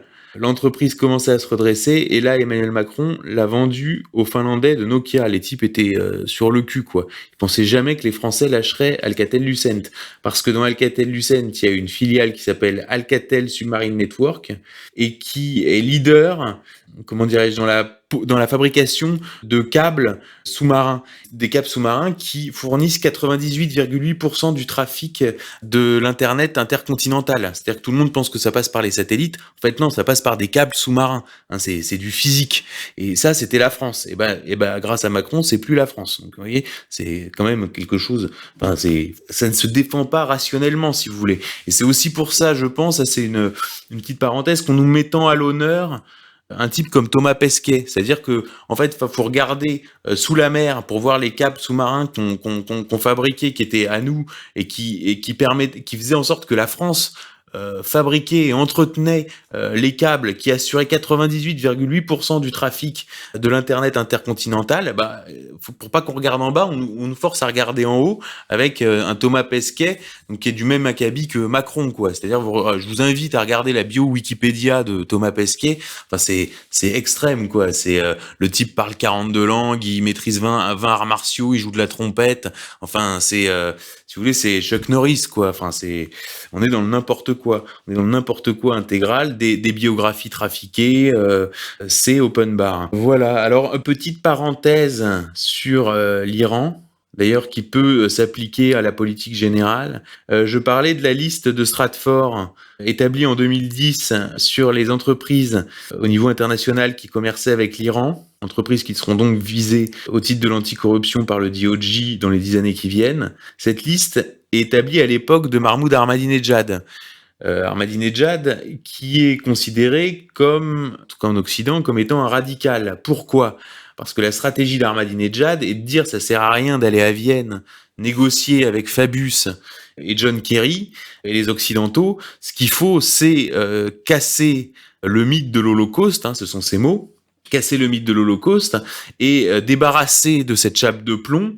Il y aura plus de raison que l'Occident ne fasse pas affaire avec nous dans des rapports tout à fait normaux. Or, Ahmadinejad est sorti. Donc Ahmadinejad rend le pouvoir en 2013 et là arrive Rouhani. Alors Rouhani, c'est les modérés, c'est-à-dire que c'est un enturbané, c'est un modéré religieux. C'est toujours comme ça. On pourrait dire, c'est comme chez les catholiques, il y en a qui mangent Dieu et qui chient le diable, quoi. C'est-à-dire que c'est le religieux pro-business archétypal, si vous voulez, à la manière des Saoudiens. Donc lui, il pense qu'il faut négocier. Donc lui, il retourne à la table des négociations, etc. Il faut savoir aussi, donc déjà, petite parenthèse, il fonctionne en binôme avec Zaharif, qui est surnommé l'Américain dans les élites iraniennes, et Rouhani et Zaharif sont en fait deux mèches avec l'État profond américain. Et ça, depuis Iran-Contra. Le jeu international est toujours infiniment plus complexe. Donc eux sont deux mèches avec l'État profond américain depuis Iran-Contra, et ce sont eux qui ont en fait le plus intérêt, à qui profite le crime, au double assassinat de l'aéroport de Bagdad, qui est le double assassinat du général Soleimani et surtout de son bras droit qui, lui, gère le business, Mohandis. Pourquoi ? Parce qu'avec l'embargo, pour contourner l'embargo, le business en fait se fait à Bagdad. Et quand vous supprimez Soleimani et Mohandis, déjà vous supprimez des gens qui pourront devenir des adversaires sur le plan intérieur à l'avenir, et ensuite vous récupérez le robinet à commission, si vous voulez. Donc là, il y a un double jeu. Bon, c'est Trump qui, pour le coup, a endossé le massacre, libre à lui. Voilà. Mais tout ça pour dire que, de toute façon, les sanctions ont été remises sur l'Iran. Donc finalement, que ce soit Ahmadinejad sur une ligne dure ou Rouhani sur une ligne corrompue sous prétexte de modération et de dialogue, finalement, il y a toujours le même problème. Ce qui pose bon, je dirais à un niveau moindre, mais au niveau politique intérieur français, c'est la question de la diabolisation et de la dédiabolisation, hein. C'est exactement le même processus. Voilà, alors pour finir aussi sur cette histoire d'United Against Nuclear Iran, donc, dont je vous parlais avec Thomas Kaplan, qui menace avec l'aide de Black Cube les patrons du CAC 40. Il faut savoir que Thomas Kaplan, il est richissime. Il est richissime, il est né en 1960. On sait très peu de choses de son enfance. On ne sait pas d'où il vient, mais il doit venir d'un milieu assez du Gotha, il doit appartenir au Gotha, puisqu'il a fait sa scolarité au Roset, qui est l'école la plus chère, qui passe pour être une des écoles les plus chères du monde. Donc c'est sur les bords du lac Léman, et c'est en général les rejetons des familles royales européennes, des rejetons des Rothschild, des Rockefeller, enfin le Gotha. Et donc c'est là qu'il a rencontré son épouse, qui est la fille de Léon Recanati, qui est un des pontes du complexe militaro-industriel israélien, Daphné Recanati. Et de là, il investit sur le marché de l'art, sur le marché de l'immobilier, et dans les mines, surtout dans les mines, les métaux précieux, via un fonds qui s'appelle Electrum Group, où il est associé notamment à Joshua Fink, qui est le fils de Larry Fink, donc qui est le patron de BlackRock. Surtout, Thomas Kaplan est le principal intermédiaire entre les Émirats arabes unis et l'Occident. On voit bien, il finance déjà le Forum de Paris pour la paix, qui est l'instrument d'Emmanuel Macron pour la gouvernance mondiale. Enfin, c'est un truc qui mange pas de pain. Et en plus, et l'intermédiaire entre, il a des participations au fonds Mubadala, qui est le fonds souverain d'Abu Dhabi, donc qui est connu comme propriétaire de Manchester City, mais qui surtout fait d'énormes investissements en France avec des joint ventures, avec la Caisse des dépôts et consignations, etc. Et General Electric est associé d'affaires avec le fonds souverain d'Abu Dhabi, et General Electric a signé la charte de United Against Nuclear Iran. Donc si vous voulez, on est dans un jeu de concentration. Vous voyez, c'est ça que j'explique toujours. Dans l'affaire Alstom, vous avez plusieurs niveaux. C'est-à-dire que vous avez un niveau où vous vous gavez, hein, ça c'est les délits d'initiés, les commissions, tout le monde est corrompu, parce que tout le monde a palpé dans Alstom. Tout le monde a palpé, hein. Je veux dire, on trouve le cabinet Claude Sarkozy, qui est le cabinet de Nicolas Sarkozy. On trouve comme intervenant dans le deal Michel Bétan de Havas, qui est le spin doctor de Xavier Bertrand.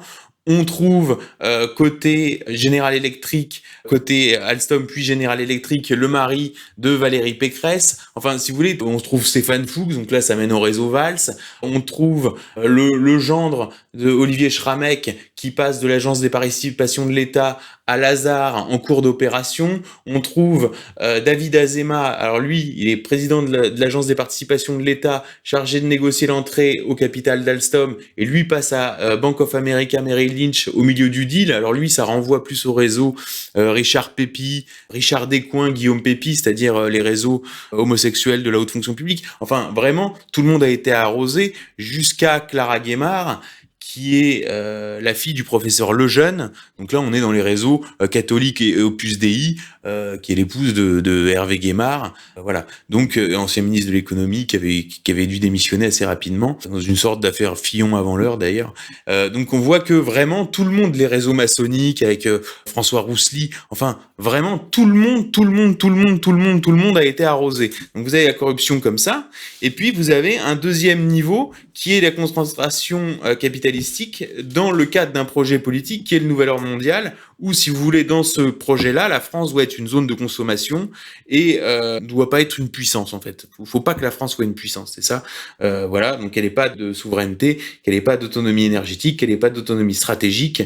Et c'est comme ça qu'il faut comprendre cette action-là. Et elle doit vendre du champagne, du Louis Vuitton à tous les ploucs enrichis à travers le globe, mais pas plus. Vous voyez, donc voilà la France telle qu'elle est, et elle n'a pas de taille critique, etc. Et elle est plus rien. Donc la France doit baisser les yeux devant ces gens-là. Voilà. Alors on va passer à une autre. On va continuer un peu notre tour d'horizon. Sur justement la famille Rothschild, on peut embrayer là-dessus, on va continuer là-dessus, ce qui nous permet de faire un lien entre la levée de fonds, puisque pacte de corruption.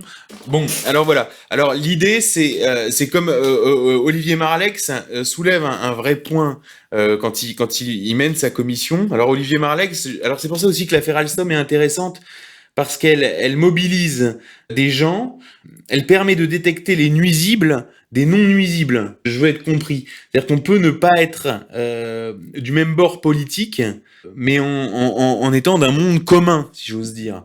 Là, on a vu par exemple sur la commission Marleix que les députés communistes ont été exemplaires.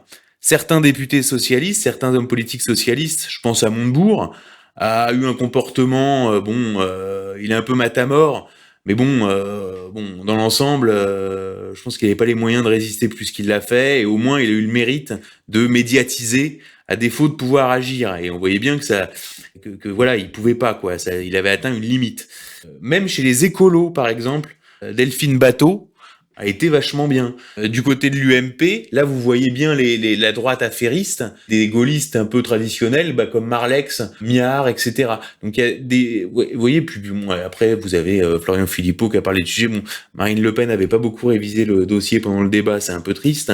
Mais si vous voulez, ça permet de séparer, disons, les ennemis de la France, je peux pas dire autrement, des gens qui en ont encore un peu quelque chose à foutre, quoi. Donc c'est pour ça que cette affaire me paraît intéressante, et là, on voit très bien, même Mediapart, des journalistes de Mediapart qui sont des trotskistes, hein. Et ben même à Mediapart qui sont des trotskistes, vous avez quand même des gens qui ont vraiment fait le boulot. On voit Marianne a fait le boulot quand même sur l'affaire. On voit les médias aussi, hein, qui ont relayé. Le Canard enchaîné a un peu relayé. Marianne a un peu relayé. Alors ça n'a pas été repris sur BFM, hein, ça a été repris. Mais vous voyez par exemple, Le Point, vous avez rien. L'Obs, vous avez rien. L'Express, vous avez rien. Libé, Le Monde, vous avez presque rien. Vous voyez, Le Monde, a fait quand même parce que ils sont un peu obligés, mais il n'y a pas eu de, enfin ils ont pas poussé, quoi. Ils ont pas enquêté.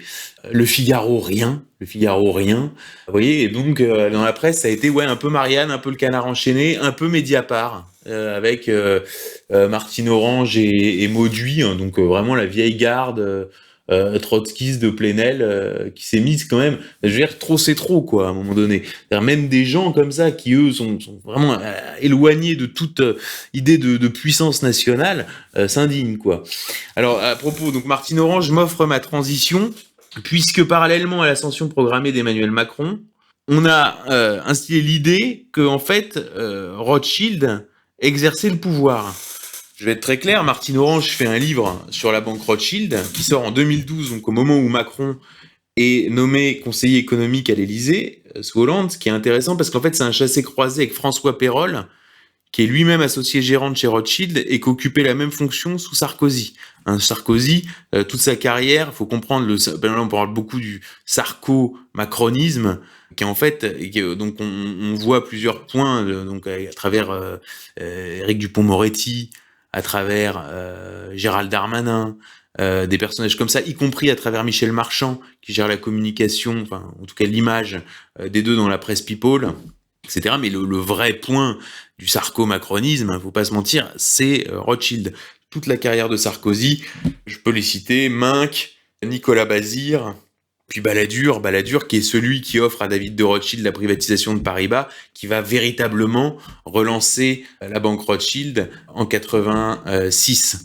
Vous voyez, donc toute la carrière de Nicolas Sarkozy se fait à l'ombre de la banque Rothschild jusqu'à son conseiller d'économie François Pérolle, qui est donc remplacé par Macron quand arrive François Hollande à l'Élysée. Vous voyez, il faut toujours voir ce qu'il y a derrière le rideau. Et donc Martine Orange en 2012 sort ce livre qui s'appelle Rothschild, une banque au pouvoir.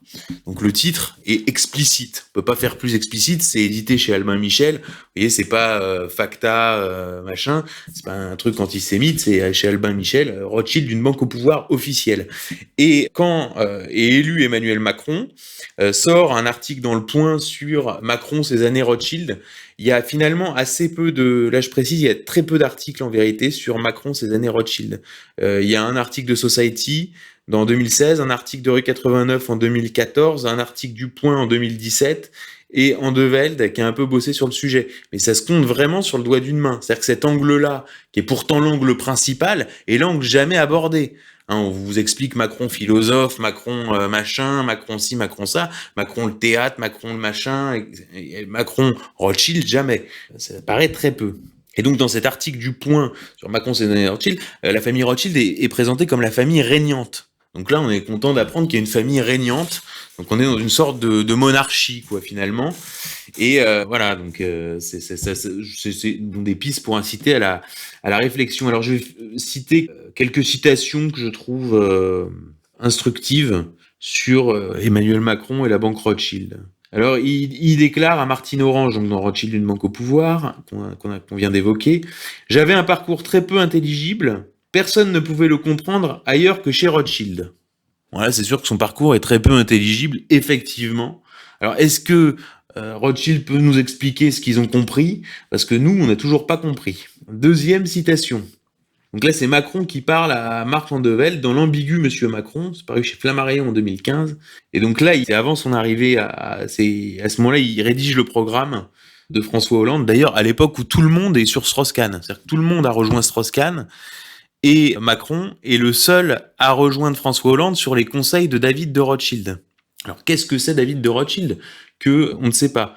Alors ce qui est intéressant aussi, c'est que Anne Sinclair a récemment publié un livre où elle raconte avoir rencontré Sarkozy, qui lui a dit, écoutez, c'est pas moi sur le Sofitel de New York, parce que moi, en fait, j'avais un dossier que je voulais sortir après. En fait, Sarkozy avait intérêt à ce que ce soit Strauss-Kahn pour le flinguer une fois la primaire socialiste finie.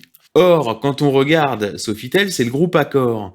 Or, à l'époque, qui vient, il me semble, de prendre la présidence du conseil d'administration ou d'entrer au conseil d'administration, et je pense que c'est la présidence du conseil d'administration du groupe Accor, c'est Serge Weinberg. Et Serge Weinberg, qui a été au COMEX de Rothschild & Co, avec Alain Minc, et qui est un ami d'enfance de David de Rothschild, puisque voilà, c'est un très vieil ami de David de Rothschild. Enfin bon, c'est voilà, personnalité de l'entourage. Donc il y a une piste là. Et David Rothschild d'ailleurs, quand il est questionné sur Strauss-Kahn, on lui dit Marcel Strauss-Kahn, le futur président, il dit ah bah non, comprenez. Il y a chez Dominique ce je ne sais quoi qui fait qu'il n'y arrivera pas. François Hollande, pourquoi pas? Donc voilà, il dit comme ça. Donc, et là, on se dit, Macron, au moment, alors à ce moment-là, tous les socialistes libéraux comme Macron vont tous chez Strauss-Kahn. Et là, lui, Macron, il est déjà sur Hollande. Donc là encore une fois, alors il dit, en plus, il est toujours un peu ce côté foutage de gueule, il dit oui, je l'ai acheté à la baisse. Donc en plus, tu vois, t'as encore une fois un petit délit d'initié, on te prend un peu pour un con. Et donc, il dit à Andevelde, là, Macron, il dit David, donc David de Rothschild, est au courant de mon engagement, je suis son edge, sa couverture. Quand la gauche sera au pouvoir, je serai sa protection. Voilà. Alors toujours chez Rothschild, on a François Henrot. Alors François Henrot, c'est le bras droit historique de David de Rothschild dans les statuts. Il est un peu en retrait aujourd'hui. Il est membre du Club des 100, membre du conseil d'administration de la French American Foundation. Bon, voilà, c'est un homme de main. Et alors lui, dans un documentaire qui s'appelle Macron, la stratégie du météore, qui a été diffusé sur France 3 en novembre 2016, il dit que ce qui était remarquable chez Macron, c'était sa capacité à manipuler l'opinion. Sophie Javary, elle, c'est une banquière qui depuis est passée, c'est une cadre de chez Rothschild, qui est depuis passée à BNP Paribas, explique que Macron cherche toujours à séduire. Donc lui, Macron lui-même se définit, il dit on est une sorte de prostituée, le job c'est de séduire. Donc lui, ça c'est un portrait publié dans le Wall Street Journal. Il est pas allé le dire en France, ça, mais dans le Wall Street Journal, il dit ça, le 9 mars 2015. On est une sorte de prostituée, le job c'est de séduire. Donc là, on a un type qui est... c'est quand même incroyable, quoi. J'ai jamais vu un gars se définir comme une prostituée, quoi. D'ailleurs, Alain Minc, qui a été un de ses parrains chez Rothschild et qui l'a secondé toute sa carrière. D'ailleurs, c'était d'habitude, le schéma, c'était ça. C'était Attali à gauche, c'est-à-dire François Hollande, Ségolène Royal, Mitterrand, et puis Minc à droite, c'est-à-dire Sarkozy, etc. Là, lui, il combine les deux. D'ailleurs, Olivier Marleix, qui à mon avis a compris plus que ce qu'il dit, il dit Sarkozy, Macron, c'est le fils qu'ont pas eu Attali et Minc. hein. Donc lui, Ming dit, un banquier d'affaires doit être intelligent, souple, rapide, et s'il peut être en plus charmant parce que c'est tout de même un métier de pute. Ce sont les qualités d'un banquier d'affaires et il les avait toutes. Voilà. Et donc, alors il est parrainé. Alors là, j'ai cité déjà 2 des parrains, 3 avec Weinberg. Et on va citer le dernier parrain, le Sir Rothschild. Alors, on ne sait pas pourquoi il y a besoin de qu'il soit parrainé par tout l'état-major, quoi. Parce qu'à ce niveau-là, c'est quand même étonnant. Mais bon, admettons qu'il était parrainé par tout l'état-major. Donc, il est parrainé par Jean-Michel Darrois. Alors, Jean-Michel Darrois, qui a été l'avocat de Fabius dans l'affaire du sang contaminé. Hein, c'est un gros avocat d'affaires, séfarade. C'est l'avocat du CAC 40. C'est un avocat d'affaires. Hein. Et il est complètement inconnu, et aussi inconnu qu'il est influent. Il est membre du club des juristes. Le club des juristes, c'est pareil. Là, vous avez le gratin. C'est comme, je dirais, ouais, c'est le gratin du club Le Siècle. Par exemple, on était membre Olivier Duhamel, hein, qui a récemment été mis en lumière dans l'actualité. Vous voyez. Donc Jean-Michel Darrois, il est aussi administrateur de Planète Finance, l'ONG d'Atali, et il est marié à Bettina Reims, donc qui est la cousine de David de Rothschild. Et c'est à ce Jean-Michel Darrois qu'on doit, par exemple, l'émergence politique de Laetitia Avia. Laetitia Avia, c'est la grosse africaine, la grosse togolaise, qui a calqué la loi allemande pour pouvoir supprimer des contenus politiquement incorrects des réseaux sociaux. Et donc, il s'est fait connaître en mordant un chauffeur de taxi. Donc ce Jean-Michel Darrois, parce que c'est un grand fan de l'Afrique, hein, il aime beaucoup les femmes africaines, et Libération a écrit d'ailleurs à propos de Laetitia Avia qu'elle avait été couvée à Sciences Po par Jean-Michel Darrois. Vous voyez à peu près comment on fabrique les hommes politiques, c'est-à-dire qu'en fait, Macron et Avia, ils viennent du même moule, et ce moule, on voit bien à peu près qui le façonne. Vous voyez.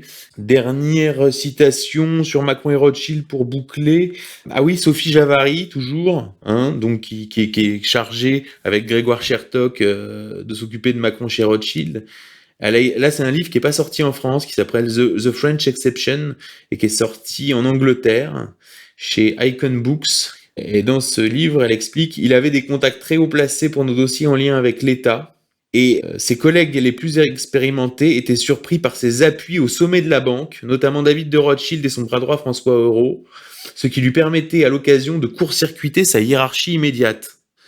Donc là, on comprend pas bien, quoi. Il y a des types qui ont 20 ans de maison, et là, il y a ce petit con, quoi, qui arrive, et qui court-circuite tout le monde, et qui passe directement. Je veux dire, ça fait bizarrement, on dirait, vous savez, comme dans une entreprise, quand il y a le neveu du patron, qui est un incompétent, qui est un bon à rien, mais qu'on a recruté là en espérant que ça va finir par le redresser, quoi. Vous voyez, dans Society, 1er avril 2016, Society, hein, francanaise, on n'est pas chez les radicaux. Là, des banquiers rapportent, Macron n'y connaissait pas grand-chose. En réunion, on glousse en pensant très fort, tiens, voilà encore une perle de Macron. Et là, Martin de Velde a confirmé l'amertume qu'avait suscité sa promotion accélérée. Hein. Chez Rothschild, donc là, j'ouvre les guillemets, chez Rothschild, il a la réputation de n'avoir jamais fait une équation, fermez les guillemets, autre citation, il ne savait pas ce que c'était qu'un EBITDA, le résultat opérationnel d'une entreprise. Et là, je cite un troisième banquier, David de Rothschild a dû les violer pour le nommer associé gérant. Surtout que quand il est nommé associé gérant, il devient le plus jeune associé gérant de chez Rothschild, qui est un univers ultra compétitif, hein, si vous voulez, c'est comme dans le foot, quoi, si vous voulez. Là, vous voyez bien, on a fait rentrer Benzema en équipe de France, ça a foutu la merde dans la concurrence entre les attaquants. Là, c'est du même acabit.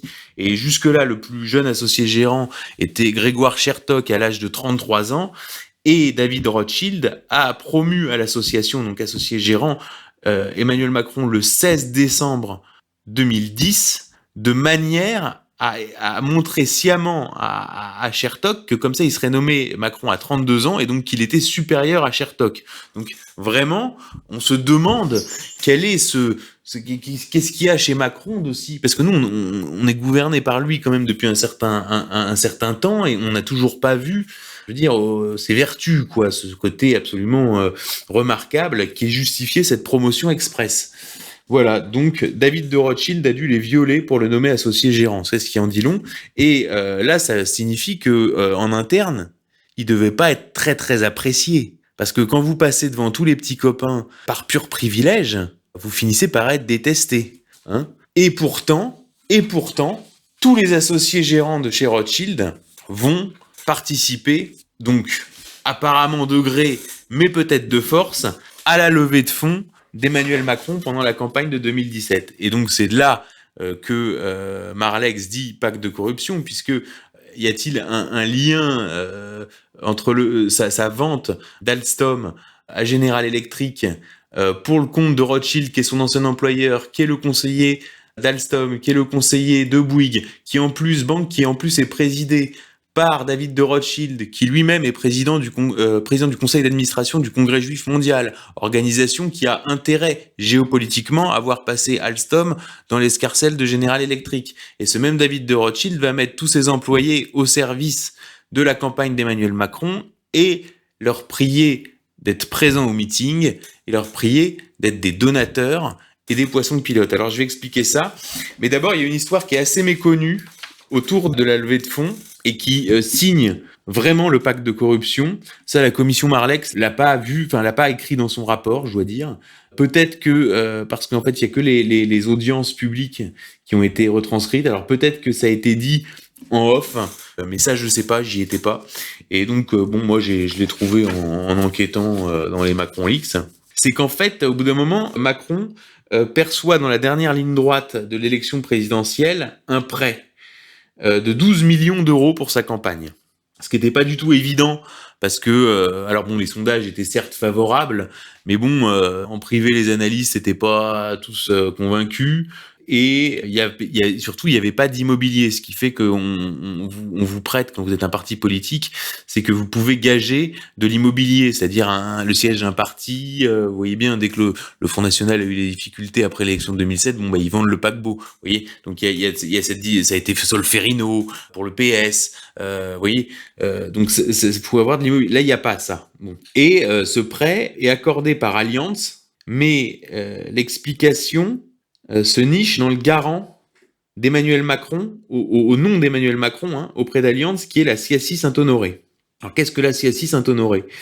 C'est un petit empire du courtage d'assurance qui est présidé par Pierre Donnersberg et qui est une filiale de la compagnie financière Edmond Rothschild. D'accord ? Donc voilà, dans le courtage. Et fait intéressant, Pierre Donnersberg, qui est un gros franc-maçon de la GLNF. Il a été vénérable de plusieurs loges. Et il est un membre de la loge Jérusalem numéro 909, qui est une loge de lobbyistes au sein de la GLNF. Et la CSI Saint-Honoré, donc dans le courtage assurance, s'est taillé la part du lion sur une niche qui s'appelle le risque nucléaire, et elle détient entre 90 et 95% du marché, donc avec habilitation de défense depuis plus de 20 ans.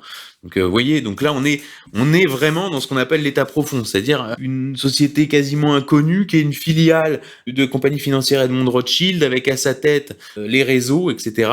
Et puis le marché stratégique, le risque nucléaire. Donc là on est dans du lourd.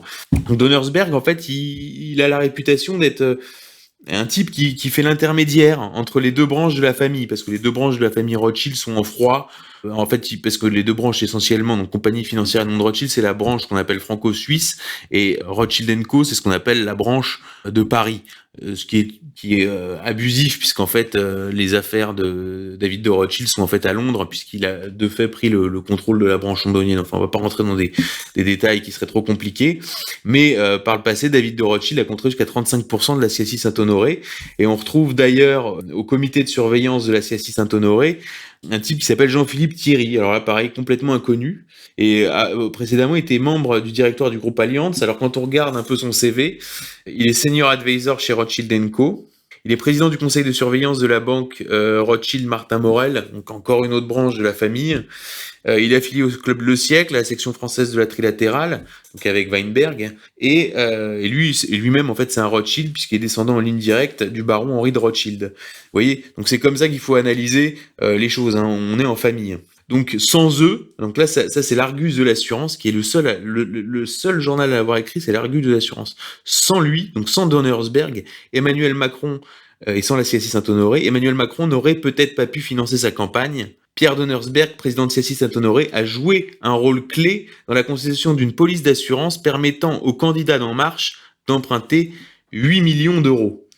Alors là, ce qu'on remarque, c'est que Macron lui avait remis quelques mois plus tôt à ce Pierre Donnersberg la Légion d'honneur à l'hôtel des ministres de Bercy. hein, en juin 2016. Donc là, ça c'est encore une caractéristique d'Emmanuel Macron, c'est le trafic de médailles, quoi. Si vous voulez, si vous faites un truc pour lui, vous prenez la liste des légions d'honneur, vous regardez l'actu des types dans les 6 mois avant, 6 mois après, et en général, vous avez l'explication. Hein. C'est assez grossier quand même, vous voyez.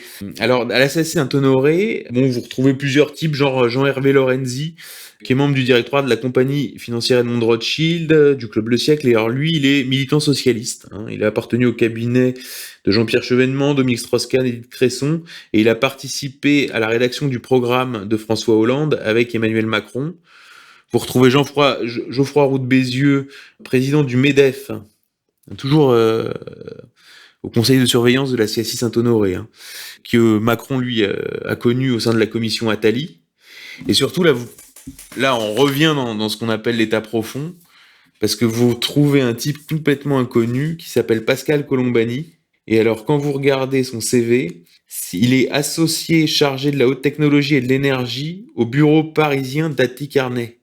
Donc en fait, c'est lui qui était chargé du rapport commandé à Macron dès octobre 2012, planifiant le démembrement d'Alstom qui allait être officialisé en avril 2014. Donc lui, vous voyez qu'il est à tous les bouts de la chaîne. Et quand on regarde bien son CV, on s'aperçoit qu'il était aussi membre du conseil d'administration d'Alstom et aussi administrateur de Technip, qui est une société citée donc dans les sociétés qui commerçaient avec l'Iran et que Macron a vendu aux Américains quand il était à Bercy.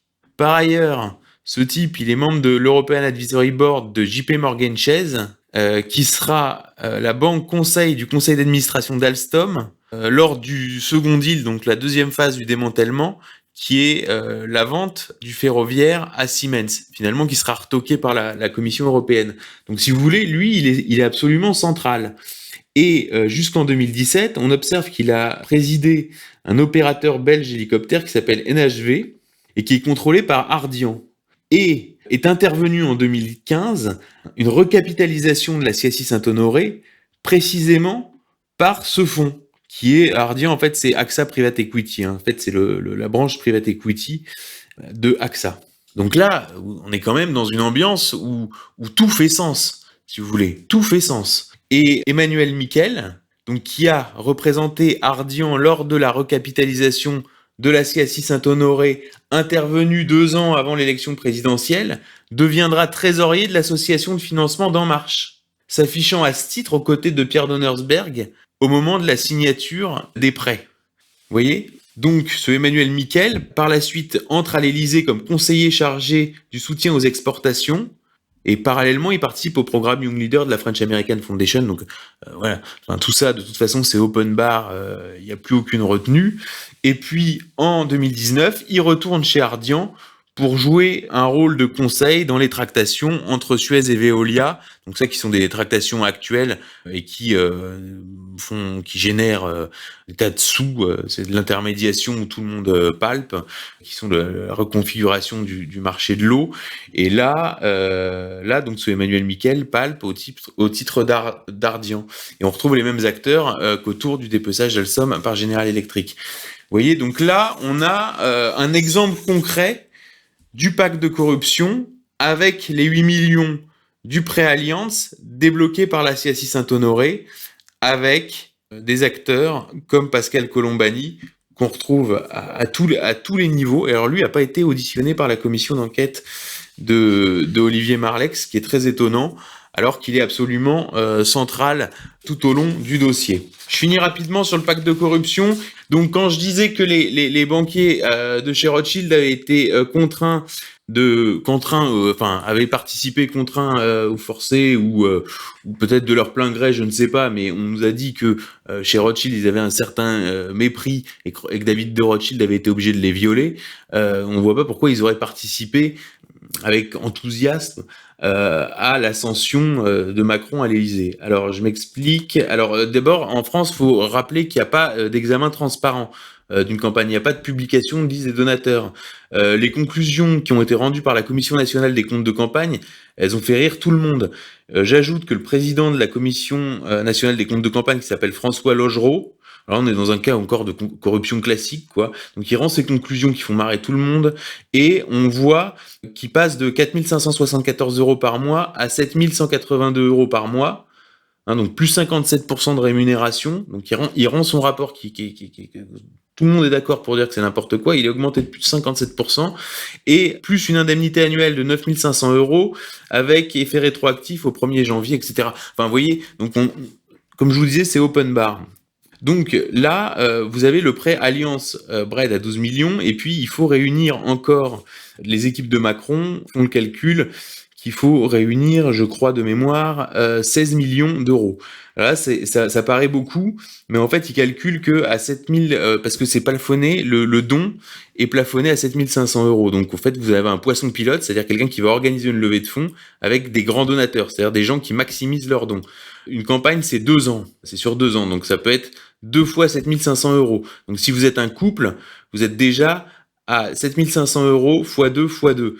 Et vous rajoutez à ça 4600 euros par tête et par candidat. Donc en fait, vous montez rapidement à environ 40 000 euros. Donc en fait, il suffit de 600 personnes pour financer une campagne. Et donc là, la maison Rothschild se met en branle. Et donc là, on voit par exemple Philippe Guèze, qui est le responsable de Rothschild Israël, qui organise une des premières levées de fonds. Donc Emmanuel Macron vient, il mange, machin, il y a 12 donateurs, etc. Lui, il est président du conseil des chefs d'entreprise France-Israël du MEDEF International. Il siège au conseil d'administration de la Chambre de commerce France-Israël.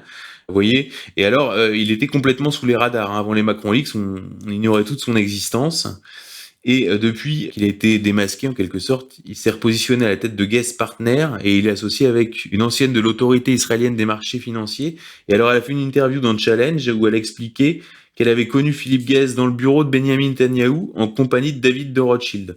Donc là, on est, c'est assez explicite. Alors parmi les autres poissons pilotes, 2 super cadres que sont Olivier Pécou et Grégoire Chertok.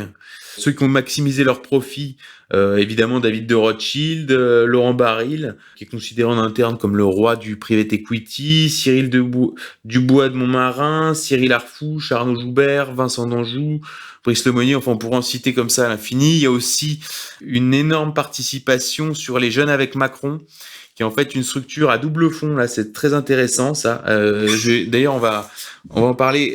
C'est-à-dire que les jeunes avec Macron, quand vous regardez en surface, vous voyez des homosexuels issus du mouvement des jeunes socialistes, du type Stéphane Séjourné et ses colocataires à Poitiers, vous voyez, qui sont une bande d'homosexuels du mouvement des jeunes socialistes. Et en fait, vous avez un deuxième organigramme avec une association pour le financement des jeunes avec Macron.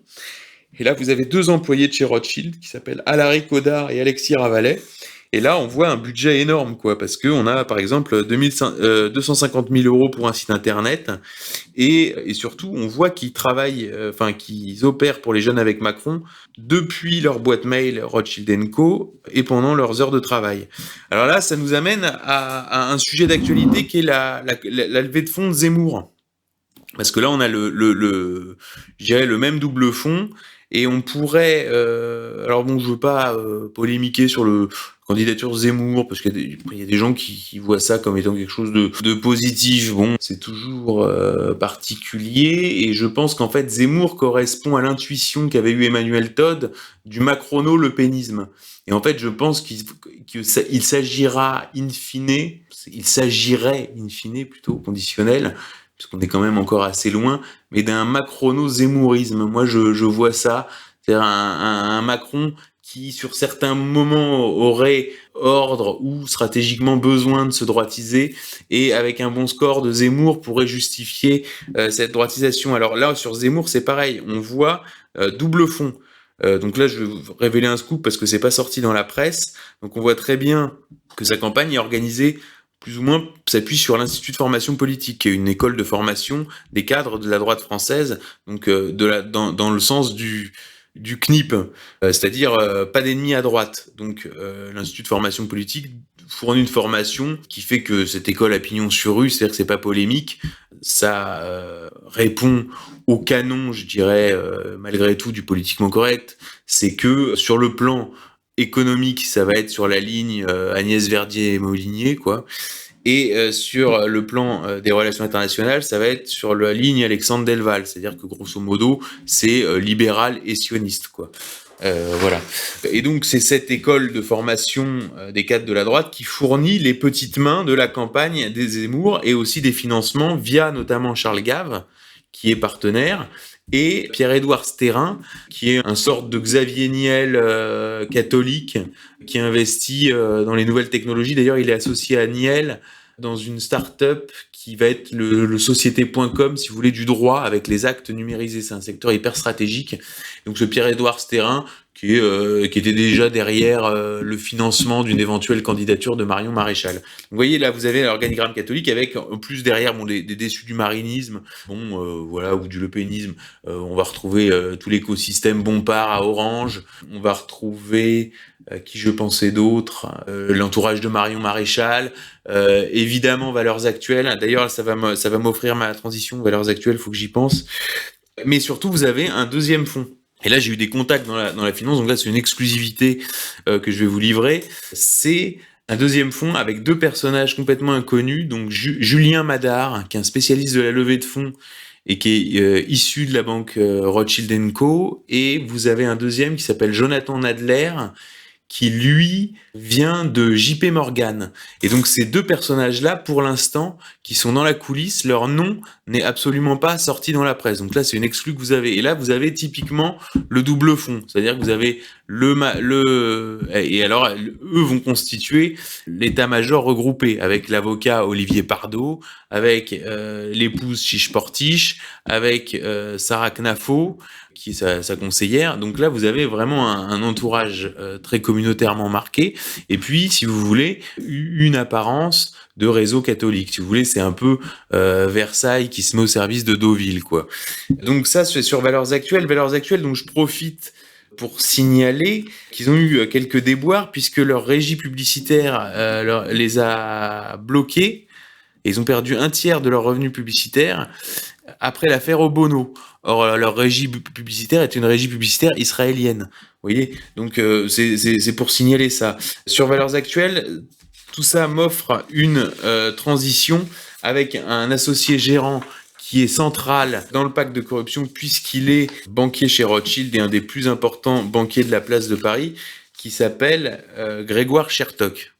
Alors, Grégoire Chertok, c'est un personnage inconnu et qui apporte bien plus que... donc il a été poisson pilote, c'est-à-dire qu'il a été organisateur de levée de fonds, ça s'est révélé par les Macron Leaks, mais surtout c'est lui qui a opéré la concentration des médias derrière Macron.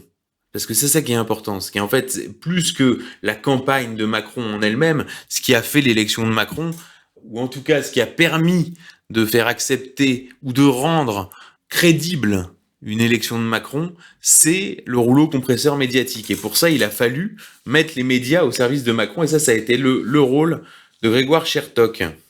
Alors, Grégoire Chertok, ce qu'il faut comprendre, je vais passer. Alors, d'habitude, c'est habituellement. Donc déjà, c'est le fils d'un militant communiste hein, qui s'établit en France depuis Yiddishland et qui était donc il s'appelle Lebj Sternok et qui était le principal promoteur de l'hypnose en France et en URSS.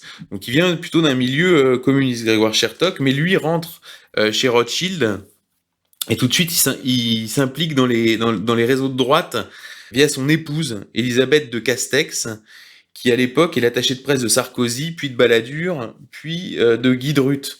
Et puis surtout professionnellement, Chertok est parrainé par Nicolas Bazir, qui est directeur de cabinet d'Édouard Balladur à Matignon, entre 93 et 95, et qui deviendra associé gérant entre 95 et 99, puis président du conseil des commandites de Rothschild & Co. jusqu'en 2005. Donc Nicolas Bazir, hein, qui est un homme de chez Rothschild. Nicolas Bazir a été témoin de mariage de Nicolas Sarkozy lors de son second mariage avec Carla Bruni, et c'est lui qui a remis à Grégoire Chertok la Légion d'honneur au Polo Club de Paris en 2008. Grégoire Chertok, j'ajoute qu'il a été vénérable de la loge Le Duc d'Antin numéro 939 de la Grande Loge Nationale Française, donc la GLNF. Il est membre du cercle de l'Union Interalliée, membre du siècle, et surtout, il a longtemps affiché son ambition d'être le parrain officieux de l'UMP, notamment via la Fondation pour l'innovation politique, la Fondapol, hein, qui est présidée par Dominique Régnier. Donc en fait, c'est un truc de recentrage de l'UMP, puisque Dominique Régnier est un franc-maçon du Grand Orient de France. Enfin, vous voyez, c'est ce genre de personnage. Donc à la Fondapol, on retrouve encore Bazire. Ben voilà, on va retrouver Michel Bétan, que j'ai déjà évoqué tout à l'heure, qui lui est vice-président d'Avas Paris et qui est le conseiller de l'ombre de Xavier Bertrand.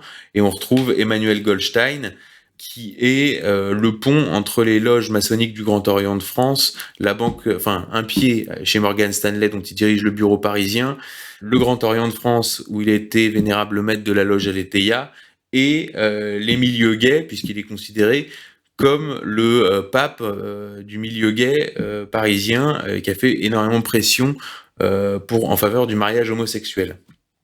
Vous voyez la droite, quoi, qu'incarne Grégoire Chertok. C'est lui qui a longtemps été derrière Jean-François Copé, hein, qu'il faut se rappeler, était le champion de la droite décomplexée. Donc c'était un Zemmour causé pas, si on veut, Jean-François Copé.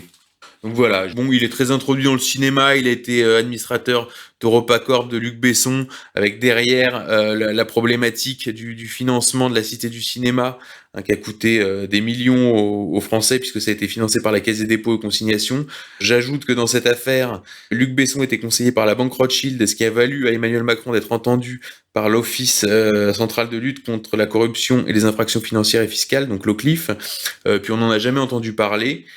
Et même mieux, depuis que Macron est à l'Élysée, il a fait appeler la Caisse des dépôts et consignations pour effacer une ardoise de 45 millions d'euros de loyer d'EuropaCorp, donc la société de Luc Besson. Donc là, on est dans, enfin bon, voilà, tout est à l'avenant, tout est comme ça. Il est aussi, donc c'est un peu un parrain du cinéma, si vous voulez, Grégoire Chertok, il est président du fonds de dotation du Festival de Cannes. Ça, c'est intéressant parce que c'est un fonds de dotation qui a été créé en 2017 en cas d'annulation du Festival de Cannes. Et cas qui s'est produit, doté de 46 millions d'euros, et l'annulation s'est produite donc là en 2020 sous prétexte de Covid-19. Donc là, on peut dire que Grégoire Chertok a eu du nez.